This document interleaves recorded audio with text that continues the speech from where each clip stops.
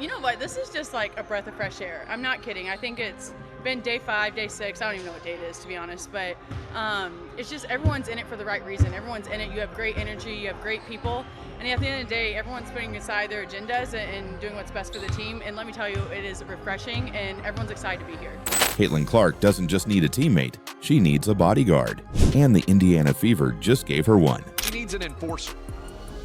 She needs a brute that will wreck people if they wreck her. Sophie Cunningham walked into training camp and didn't waste time. She didn't talk about learning the system. She didn't praise her new teammates. Instead, she issued a warning. No more cheap shots. That stops now. For anyone who thought the WNBA would keep getting away with fouling Clark without consequences, this changes everything. Because Sophie isn't just a three-point sniper, she's a black belt, a brawler, a veteran with a mean streak, and a mission. Last year, 17% of all flagrant fouls in the league were committed against one player, Caitlin Clark. So there's a hot topic going on right now. Caitlin Clark says she got cheap shotted against the sky. I mean, throughout the season, she's been getting beat up. Hard screens, elbows. This year, that number's about to drop. What the Fever just built is more than a team. It's a fortress. And what happened at training camp will send shockwaves through the entire league. All right, how's everybody feel?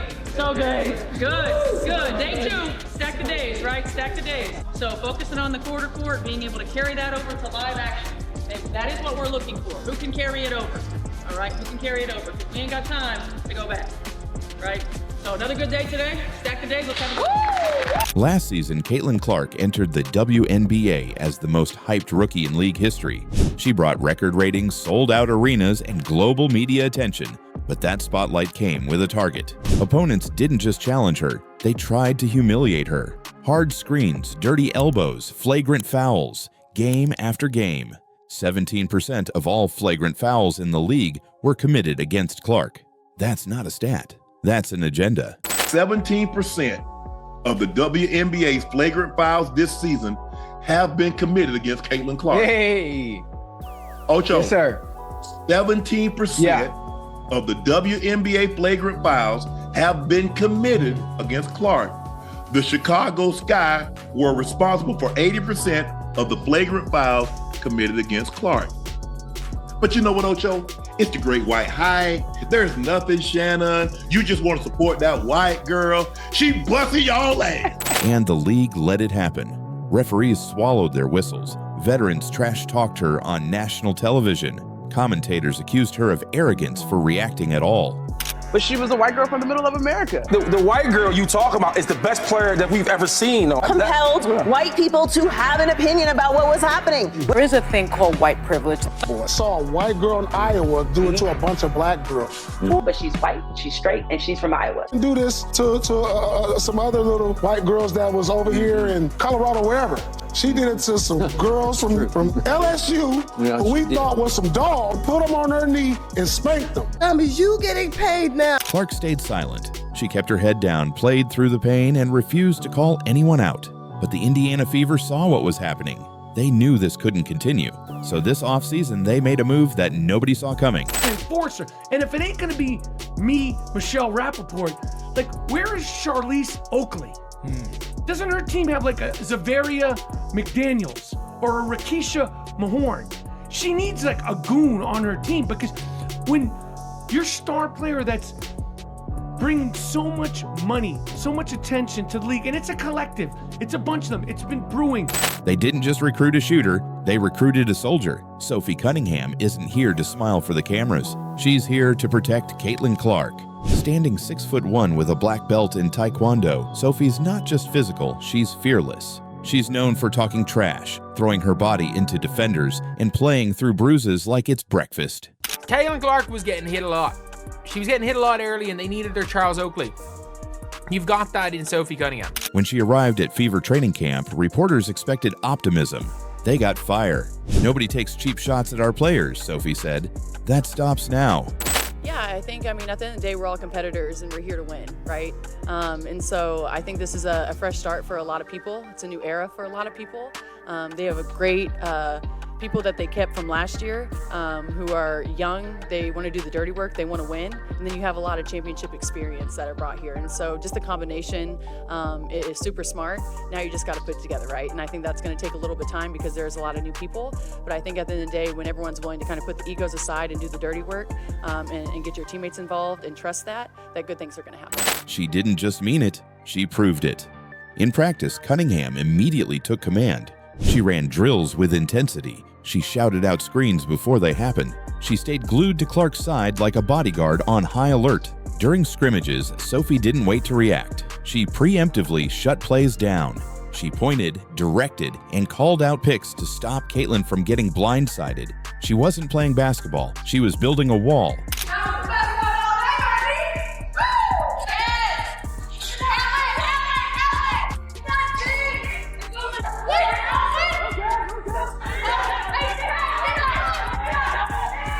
And the Fever's energy shifted instantly. Veterans like Dana Bonner and Natasha Howard picked up on it fast. It's making sure that you're constantly communicating up there to give your other players confidence to get up in the ball. And I feel like the more you talk, the better your rotations are. And then when you're talking, you don't have no choice but to listen to your voice sometimes. And so I think that we kind of went on that little run there because of our defense.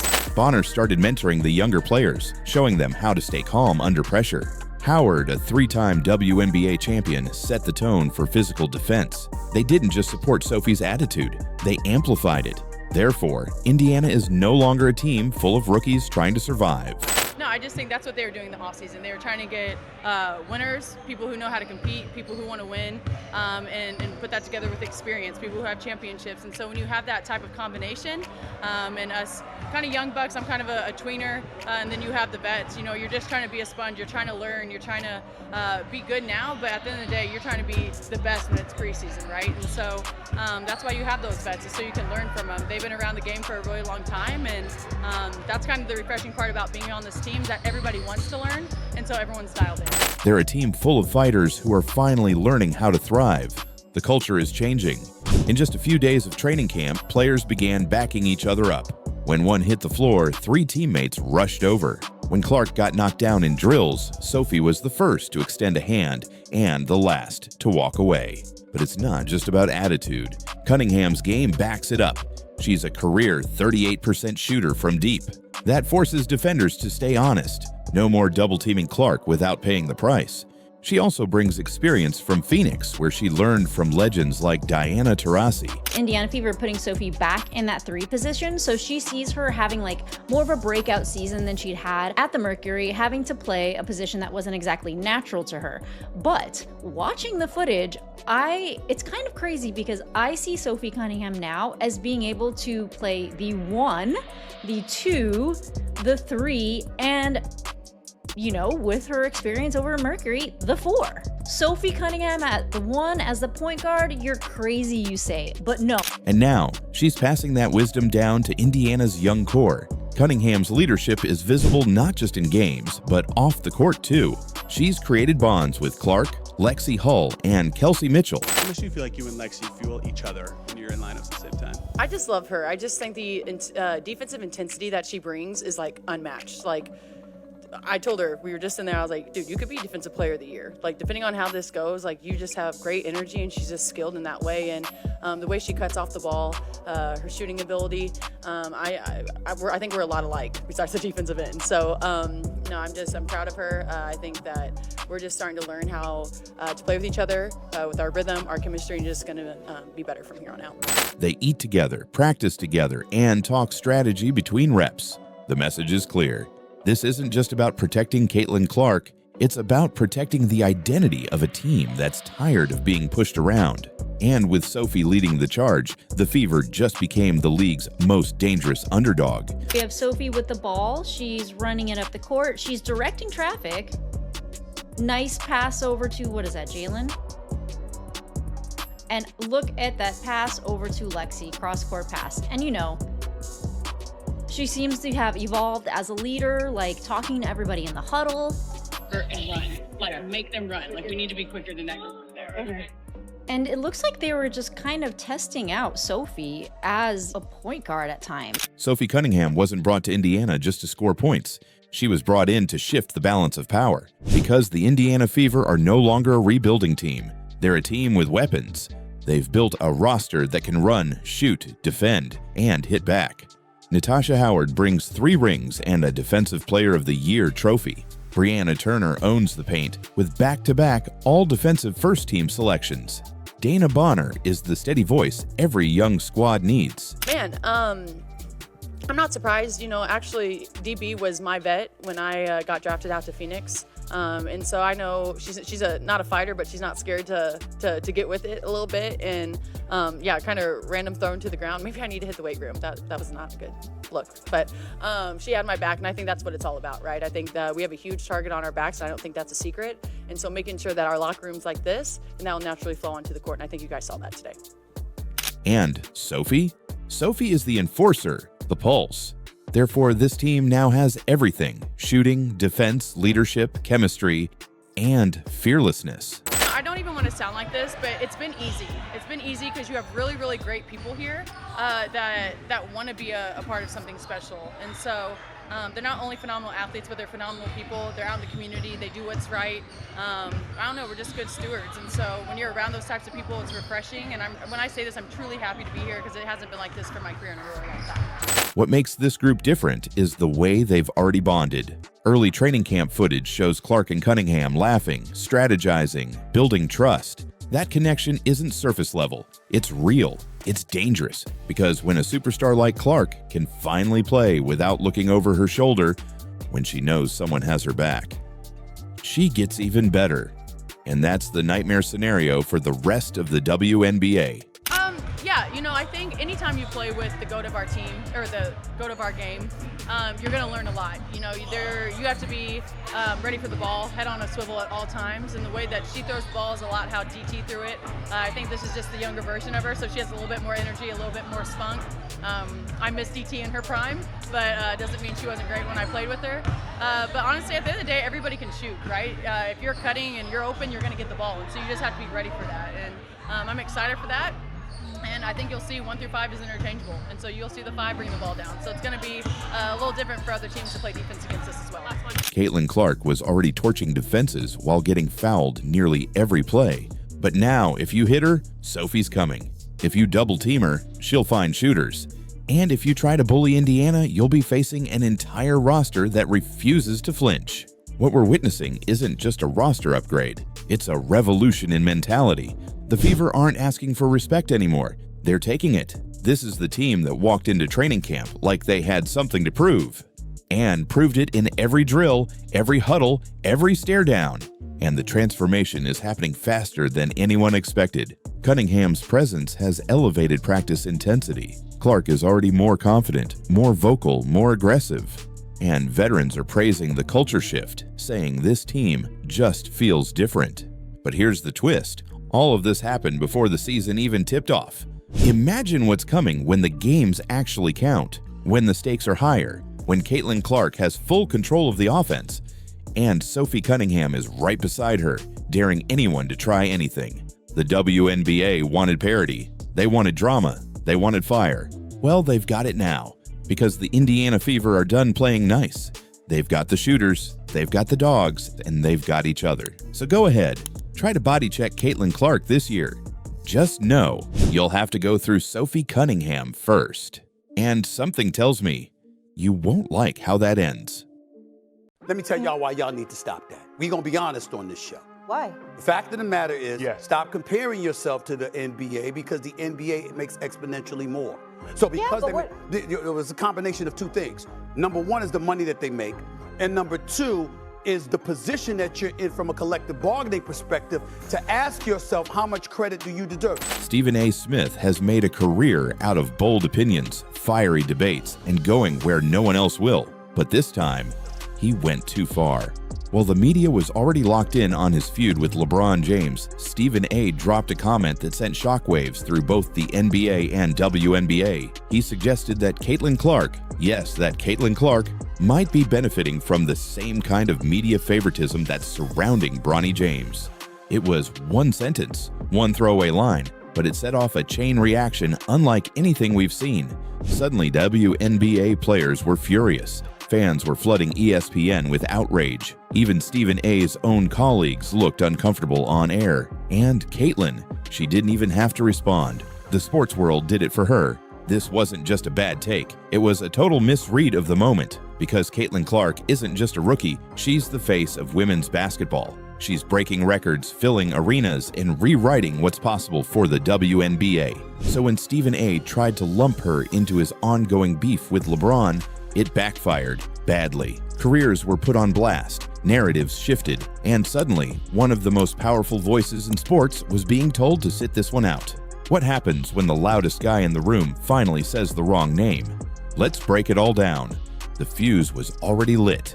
Stephen A. Smith was in the middle of a media war with LeBron James, one that had already gone viral. He was facing criticism over his comments about Bronny James. He was being fact-checked over false claims about Kobe Bryant's memorial. There's a lot that we don't talk about with LeBron James. Remember when the memorial service took place for Kobe Bryant? I'm quite sure he had his reasons. LeBron was devastated, loved Kobe. We get that. I can't believe I didn't see him there. Magic was there, Jordan was there, Shaq was there, Steph Curry was there, D. Wade was there. The NBA community was in attendance. We didn't see LeBron James.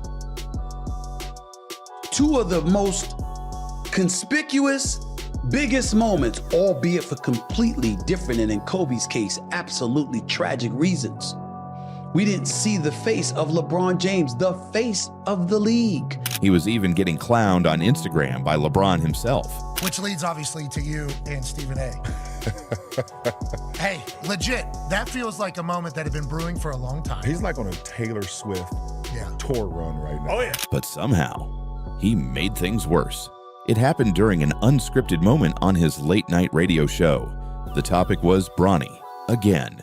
And Stephen A. wanted to make a larger point about how media coverage can boost certain players unfairly, and that's when he said it. If we're going to talk about Bronny James and how his last name impacts his coverage, maybe we should be having the same conversation about Caitlin Clark. The reaction was instant. The fallout, brutal. To some, it was just another hot take, but to everyone else, especially fans of women's basketball, it was pure disrespect. Because Caitlin Clark isn't just a trending name, she's a phenomenon. She's the NCAA's all-time leading scorer. She helped break attendance records across the country. And in her rookie WNBA season, she's brought a tidal wave of new fans, sponsors, and national interest to a league that desperately needed it. Therefore, when Stephen A. tried to compare her rise to Bronny James, a player still fighting to prove himself, it didn't come off as analysis. It came off as bitterness. And the sports world let him hear it. WNBA players led the charge. Breanna Stewart posted a photo of Caitlin Clark pulling up from the logo, captioned, "This isn't hype, this is skill." Chiny Ogwumike, who also works at ESPN, tweeted, "You do not come for Caitlin like that, period." Nafisa Collier chimed in with a now viral post. "Put some respect on her name. That girl is changing the game." And it didn't stop there. Fans on social media turned Stephen A. into a target. Hashtags like Defend Caitlin and Stephen A. Out of Touch trended for days. TikToks mocking his take racked up millions of views. ESPN's own comment sections were flooded with calls for him to apologize, not just to Caitlin, but to the entire WNBA community. Even ESPN insiders began to distance themselves. Molly Qerim, his longtime First Take co-host, looked visibly uncomfortable the next morning when Stephen A. tried to brush off the drama. She didn't defend him, she didn't say a word, and that silence said everything. But the most shocking moment came from inside ESPN's walls. According to leaked reports, senior producers were furious. One anonymous source told a sports media blog, "We want debate. But Caitlin Clark is untouchable right now. She's good for business. And Stephen A. is hurting the brand." That's when the narrative shifted, because this wasn't just about hurt feelings. It was about money.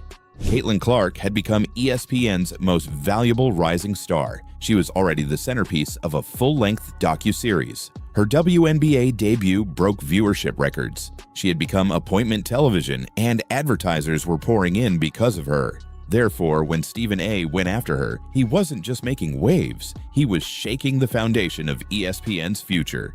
And ironically, it wasn't the first time Caitlin had dealt with this kind of criticism. Ever since her breakout run at Iowa, Clark had faced skeptics who called her overhyped, protected, or too cocky. But each time she answered the same way. With her game, she dropped 40-point nights, she nailed game-winning threes, she showed up in the biggest moments, and didn't just survive the spotlight, she owned it. So when Stephen A. tried to tie her to media favoritism, it felt like deja vu. And this time, her supporters had the platform and the power to fight back. One viral clip summed it up best. A fan shouted from the stands during a Fever game, "She's not hype, she's him," and the crowd roared. Meanwhile, Stephen A. Smith was starting to crack. He tried to walk it back. "I wasn't criticizing Caitlin," he said on his YouTube channel. "I was talking about media coverage, that's all." But nobody was buying it. Because when you mention Caitlin Clark's name in a negative light, especially in 2025, you're not just starting an argument, you're picking a fight with a movement. And the media started turning on him too. Dan Le Batard, who rarely sides with Stephen A., called it out directly. "That wasn't commentary, that was careless. Caitlin Clark is doing something we've never seen before, and instead of celebrating it, you're throwing shade because your LeBron feud got messy." Michael Wilbon added fuel to the fire. "There's no reason to mention her in that context. None. It's lazy, and it's unfair." At that point, even Stephen A.'s signature move, yelling louder, stopped working. He tried to reframe the debate. He tried to spin the moment, but the damage was done. And Caitlin Clark? She never said a word. She let her supporters speak for her. She let her game speak for her. She stepped back onto the court and dropped 29 points, 7 assists, and 6 rebounds against a top-seeded team. And the post-game coverage said it all. Stephen A. talks, Caitlin Clark delivers. That headline ran on every major sports site, and it wasn't just a recap. It was a statement. This wasn't LeBron's fight anymore. This was the moment Caitlin Clark became untouchable. Stephen A. Smith has survived a lot in his career. Heated debates, celebrity clashes, even on-air blunders. But this time, he might have finally found the one name you don't touch. Caitlin Clark isn't just a basketball player. She's a movement. She's pulling in ratings the WNBA's never seen before. She's filling arenas that used to have empty seats. She's bringing in new fans. Young fans, male fans, families, people who never watched a WNBA game before now tune in just to see what she'll do next. And ESPN knows it. That's why they built a whole broadcast strategy around her. Why her games lead highlight reels. Why her name brings in sponsors. Caitlin Clark is the engine behind one of the biggest growth moments in women's sports history. So when Stephen A. tried to reduce that to media hype, it wasn't just tone deaf. It was a business liability. LeBron might have laughed it off with a meme. Bronny might have stayed silent, but Caitlin didn't have to say anything because the entire sports world came to her defense. WNBA players, ESPN insiders, casual fans, legends, teammates, and even rivals all pushed back against Smith's narrative. And that's rare. That kind of unity doesn't happen unless something is truly out of bounds. And that's exactly what this was. Now, Stephen A. finds himself in an unfamiliar position, not as the voice of reason, not as the shot caller, but as the guy who went too far. Again. And Caitlin Clark, she just keeps rising.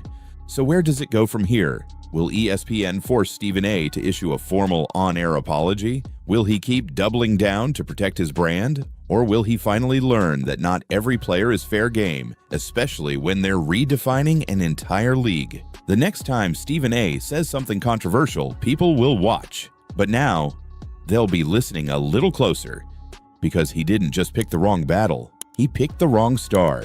And Caitlin Clark, she's just getting started.